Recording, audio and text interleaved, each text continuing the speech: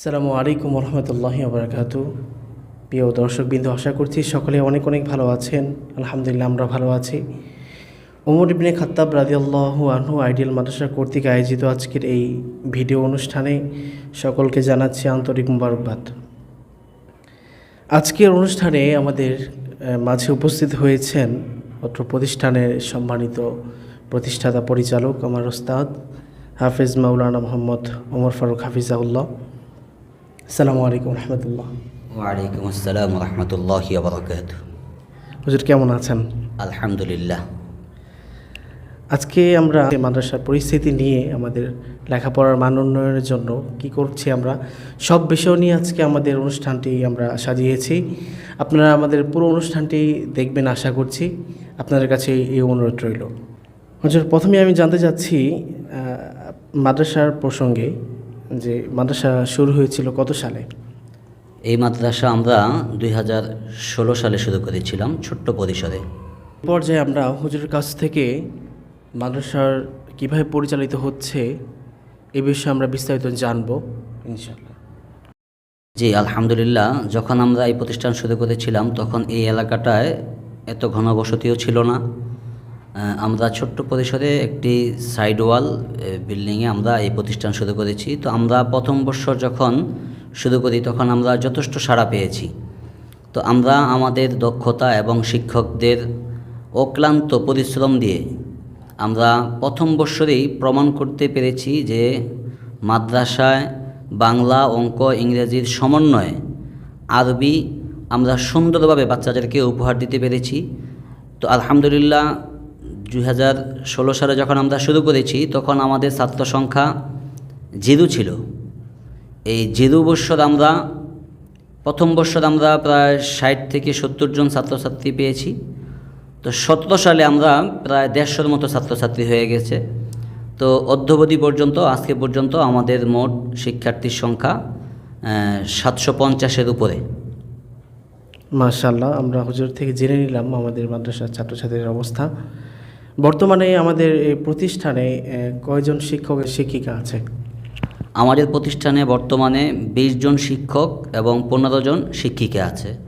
তো আলহামদুলিল্লাহ, শিক্ষক যারা আছেন শিক্ষকরা আমাদের 2টা শাখা, একটা হচ্ছে ওমর ইবনে খাত্তাব রাদিয়াল্লাহু আইডিয়াল মাদ্রাসা, এটা হচ্ছে ছেলে শাখা, আর উম্মুল কোরা মহিলা মাদ্রাসা, এটা হচ্ছে মহিলা শাখা। তো ওমর ইবনে খাত্তাব যেটা, এখানে আমরা হেফজ বিভাগে আমাদের প্রায় 70-এর উপরে ছাত্র আছে। তো এখান থেকে আমাদের গত বৎসরও আমাদের প্রায় 10 জন ছাত্র পাগড়ি নিয়েছে। প্রতি বৎসরেই আমাদের 10 জন 12 জন এইভাবে পাগড়ি নিচ্ছে। আর মহিলা শাখাটা আমরা আলাদা করেছি গত 2 বৎসর হয়। তো 2 বৎসরে আমরা এখন পর্যন্ত কোনো হাফেজা তৈরি করতে পারিনি। বাকি আমাদের কিছু ছাত্রী আছে, এদের শেষ পর্যায়ে, অর্থাৎ হয়তো আগামী 2-4 মাসের ভিতরেই এদের কিছু হেফজ শেষ হবে। তো আলহামদুলিল্লাহ, আমরা ওইখানে কিতাবখানাটা খুব ভালো অবস্থানে আছে আমাদের।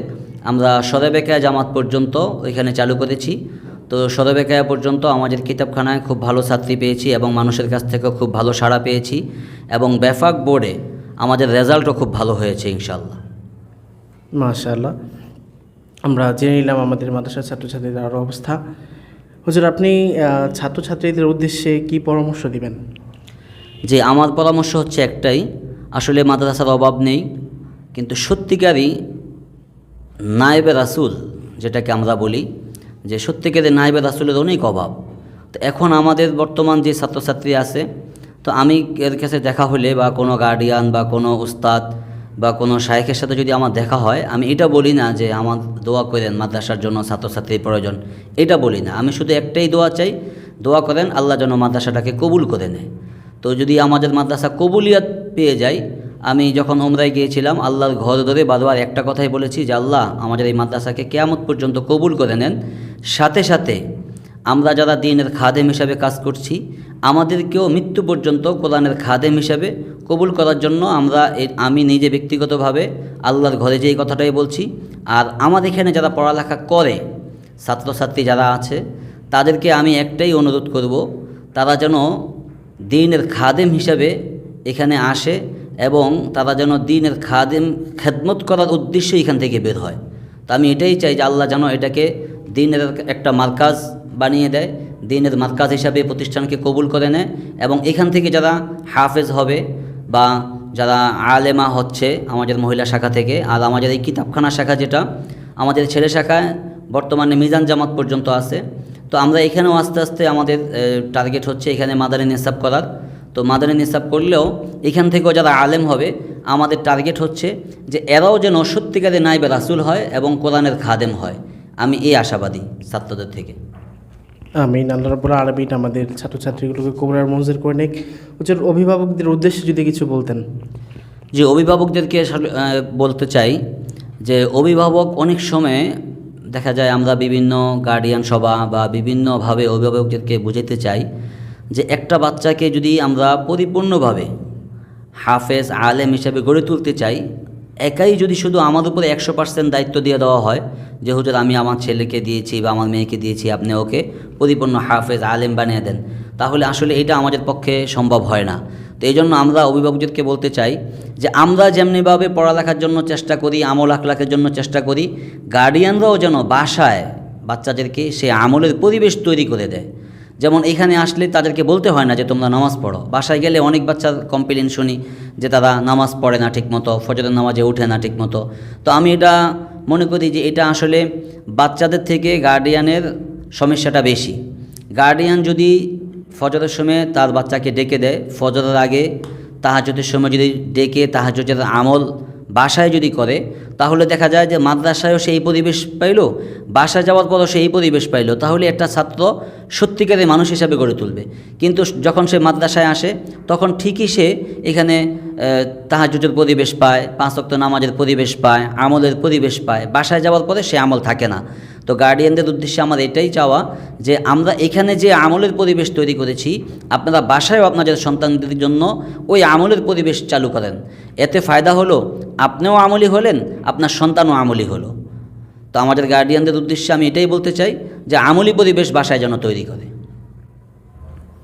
আলহামদুলিল্লাহ, আমরা অভিভাবকদের উদ্দেশ্যে যে পরামর্শ ছিল ওস্তাদের কাছ থেকে শুনে নিলাম।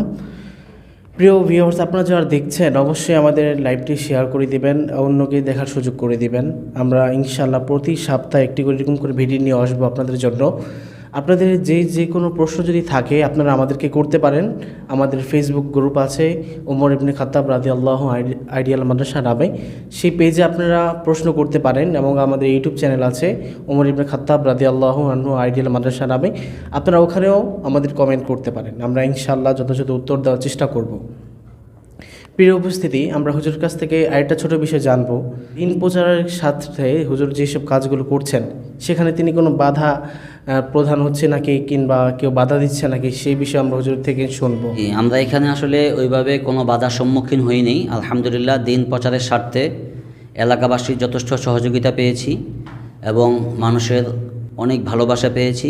আর সবচেয়ে বড় বিষয় হচ্ছে আমাদের এখানে যে শিক্ষক শিক্ষিকা যারাই আসছে আলহামদুলিল্লাহ তারা আমাদের এই পরিবেশ এই পরিস্থিতিতে খুব সুন্দরভাবে এরা মেহনত করতেছে। এটাই হচ্ছে সবচেয়ে বড় পাওয়া, যে আমরা যাদেরকে শিক্ষক হিসাবে নিয়োগ দিচ্ছি তারা পূর্ণ শ্রম দেওয়ার চেষ্টা করছে এখানে, এবং তাদের অক্লান্ত শ্রমেই আজকে আমাদের এই প্রতিষ্ঠান আলহামদুলিল্লাহ খুব সুন্দরভাবে এগিয়ে যাচ্ছে। তো আমি চাই এলাকাবাসীর আরও অনেক সহযোগিতা চাই এবং আমাদের শিক্ষক মণ্ডলীদের কাছ থেকেও আরও সহযোগিতা চাই, যে এই প্রতিষ্ঠানকে যেন আমরা আরও অনেক দূরে এগিয়ে নিয়ে যেতে পারি। তো এই প্রতিষ্ঠানে আসলে সবচেয়ে বড় বিষয় হচ্ছে এলাকার মানুষের যথেষ্ট সহযোগিতা ছিল। এলাকায় আরও অনেক প্রতিষ্ঠান আছে, তো দেখা গেছে যে আমরা আসলে এলাকার মানুষের সহযোগিতা না পেলে হয়তো এতটুকু পর্যন্ত আসতে পারতাম না। আলহামদুলিল্লাহ, আমাদের প্রশ্ন যেটা ছিল উত্তর আমরা শুনে নিলাম। প্রিয় উপস্থিতি, আমরা আপনাদের সামনে যেসব প্রশ্নগুলো পেয়েছি সেগুলোর উত্তর দেওয়ার চেষ্টা করেছি। ইনশাআল্লাহ সামনে আমরা আরও নতুন নতুন ভিডিও আপনাদের সামনে নিয়ে আসব। ততক্ষণ পর্যন্ত আপনারা সকলে ভালো থাকবেন। আমরা আমাদের আজকের অতিথি আমার প্রাণপ্রিয় ওস্তাদ হাফিজ মাওলানা ওমর ফারুক হাফিজাহুল্লাহ হুজুরের কাছ থেকে বিদায় নিয়ে নিচ্ছি এবং আপনাদের সকলের কাছ থেকে আমরা বিদায় নিয়ে দিচ্ছি। আমরা হুজুরের কাছ থেকে ছোট একটি পরামর্শ আমরা শুনব, যেন আমাদের যেহেতু আমাদের ভিডিও প্রতিনিয়ত যাচ্ছে এই প্রসঙ্গে আমাদের কি করা উচিত দিন স্বার্থে, সেটা আমরা ছোট করে শুনব ইনশাআল্লাহ। যে আসলে যেহেতু বর্তমানে মিডিয়ার যুগ, তো আমরা ইতিপূর্বে এই ভিডিও বা এরকম কিছু করিনি। তো বর্তমানে দেখলাম যে দিন প্রচারের স্বার্থে, এখানে আমাদের কোনো ব্যক্তিগত স্বার্থ নেই, একমাত্র দিন প্রচারের স্বার্থে অনেক মানুষ এখনও বিভিন্ন জায়গায় বাচ্চা ভর্তি করে বিভিন্নভাবে প্রতারিত হচ্ছে, ধোঁকা খাচ্ছে।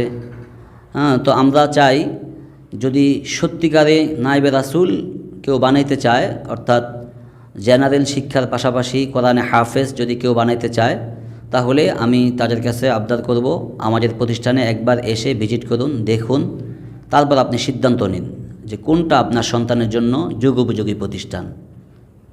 যে এই বলেই আমি আমার বক্তব্য শেষ করছি। আসসালামু আলাইকুম ওয়া রাহমাতুল্লাহি ওয়া বারাকাতুহু। প্রিয় উপস্থিতি, আমরা অনুষ্ঠানের শেষ পর্যায়ে চলে এসেছি। আমরা আপনাদের কাছ থেকে এখন বিদায় নিচ্ছি। ইনশাল্লাহ দেখা হবে পরবর্তী কোনো ভিডিওতে। ততক্ষণ পর্যন্ত আপনারা সকলেই ভালো থাকবেন। আসসালামু আলাইকুম ওয়া রাহমাতুল্লাহি ওয়া বারাকাতুহু।